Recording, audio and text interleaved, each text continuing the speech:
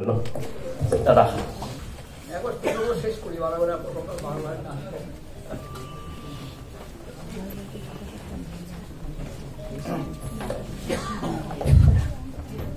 আসসালামু আলাইকুম, নমস্কার। মঞ্চে যারা উপস্থিত আছেন তাদের সকলকে আমার শ্রদ্ধা ভালোবাসা জানাচ্ছি। তারা সবাই জ্ঞানী গুণী মানুষ। যারা নিচে বসে আছেন তাদেরও আমার শ্রদ্ধা। তারাও অনেক বিদ্বান বুদ্ধিমান মানুষ, আর অনেকেই আমার পরিচিত আমি যা মনে করছি। তার কারণ অনেকবারই দেখেছি তাদেরকে এই অনুষ্ঠানে আসতে। একটা পত্রিকা প্রকাশের এই অনুষ্ঠানে আলাদা করে কিছু বলার আছে বলে আমি মনে করি না। আমি শুধু এইটুকু মনে করি যে অনেকদিন ধরে নতুন গতি পত্রিকা চলছে, ভালোই, খুব নিয়মিত তা নয়, কিন্তু অনেক গুরুত্বপূর্ণ কাজ নতুন গতি পত্রিকার পক্ষ থেকে, তার পরিচালক মণ্ডলীর পক্ষ থেকে এটা করা হয়। আমি অনেক সময় লিখি এতে। যারা এখানে উপস্থিত আছেন তারা এখানে লেখেন, অনেক তরুণ ছেলে মেয়ে লেখেন। আমি দেখেছি অনেক তরুণ ছেলে মেয়েদের লেখা এবং লেখা প্রকাশ হওয়ার একটা ভালো মাধ্যম হওয়া দরকার। নতুন গতি সেই কাজটা খুব সাফল্যের সঙ্গে করে। আমি সেই জন্যে এদের সকলকেই আমার আন্তরিক শুভেচ্ছা এবং ভালোবাসা আর একবার জানাচ্ছি। অনেক পুরস্কার বিতরণ হয় এখানে, সেগুলো খুবই গুরুত্বপূর্ণ। আমি শুধু একটা কথা, একটা বিষয় আমি হয়তো বলতাম না, কিন্তু অনেকে, বিশেষ করে আমাদের শিক্ষক স্থানীয় কুমারেশ বাবু বললেন, উত্থাপন করলেন বলে আমি কথাটা বলে আমার বক্তব্য শেষ করব।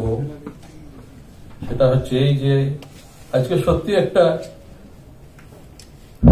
জটিল পরিবেশের মধ্যে, একটা প্রায় ঘূর্ণাবর্তের মধ্যে আমরা যাচ্ছি। তা আমার সময় মনে হয় যে যেমন একটু আগে বিরাদি বললেন যে নারী এবং পুরুষ একই বিষয়, হ্যাঁ সেটা ঠিকই, কিন্তু এটা আলোচনাও হয়। ওনাকে শুধুমাত্র আমরা মহিলা বা নারী বলে দেখি তা না, তিনি আমাদের একজন অন্যান্য অনেকের মতো উজ্জ্বল ব্যক্তিত্ব। উনি আমাদের মধ্যে আছেন বলে আমরা গর্ববোধ করি। কিন্তু আমি যে কথাটা বলবো সেটা হচ্ছে যে আজকে যে উনি সম্প্রীতির কথা বলেছেন, আজকে মনে হচ্ছে যে সম্প্রীতিটা একেবারে টাল খেয়ে যাচ্ছে, কিছুটা নষ্ট হচ্ছে। ভালোই, আমাদের যে কি করতে হবে আমি নিজে ঠিক বুঝতে পারি না। এই সম্প্রতি বলতে আমরা মনে করি যে হিন্দু মুসলমানের সম্পর্ক সারা ভারতবর্ষে, এখানে বেশিরভাগ মানুষ মুসলমান আছেন। আমি সত্যি বুঝে পাই না যে মুসলমানদের কি করতে হবে, আর কি করলে মুসলমানদের বসবাস, চিন্তা ভাবনা সহজ এবং সরল সাধ্য হবে। এটা একটা আমার নিজের কাছে একটা বড় রকমের প্রশ্ন। আচ্ছা ধরুন একদিন বোম্বেতে একটা বিশাল বহুতল বাড়ি হচ্ছে, তার একটা ওয়েবসাইটে ওটা বুকিং এর জন্য বিজ্ঞাপন দিল।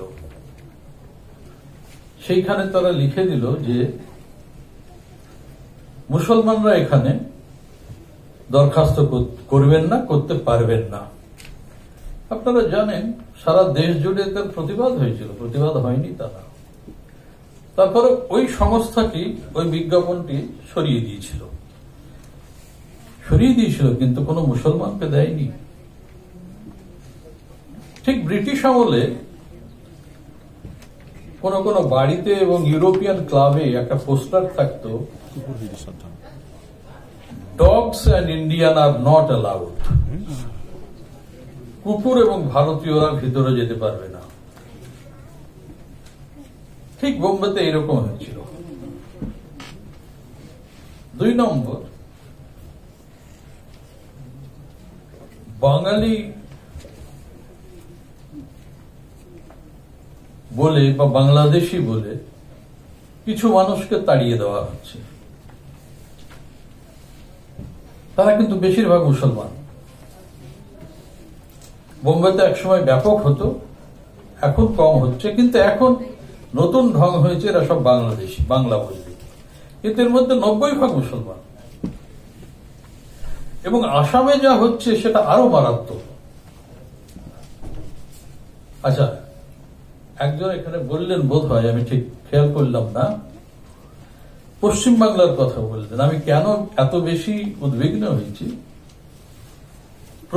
পশ্চিমবঙ্গে একটা জেলার একটা পাড়াতে পোস্টার দেওয়া হয়েছে যে এখানে যারা মুসলমান আছেন তারা অবিলম্বে এই পাড়া ত্যাগ করবে, না হলে অসুবিধা হবে। সবাই দায়িত্ব অস্বীকার করছে যে না, এ তো হতে পারে না। কাউন্সিলর বলছে, মন্ত্রী বলছে, এমএলএ বলছে, এমপি বলছে, না না, এটা হতেই পারে না, পোস্টারটা পড়ে গেছে।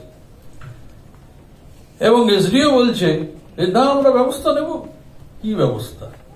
আরে মনের ব্যবস্থা কে নেবে? মনের ব্যবস্থা নেওয়াটা অত কঠিন কাজ, অত সহজ না। মনের ব্যবস্থা যে নিতে হবে 100 বছর আগে কাজী নজরুল বলে গিয়েছিলেন, রবীন্দ্রনাথ বলে গিয়েছেন তার আগে। আর আমরা কি করছি?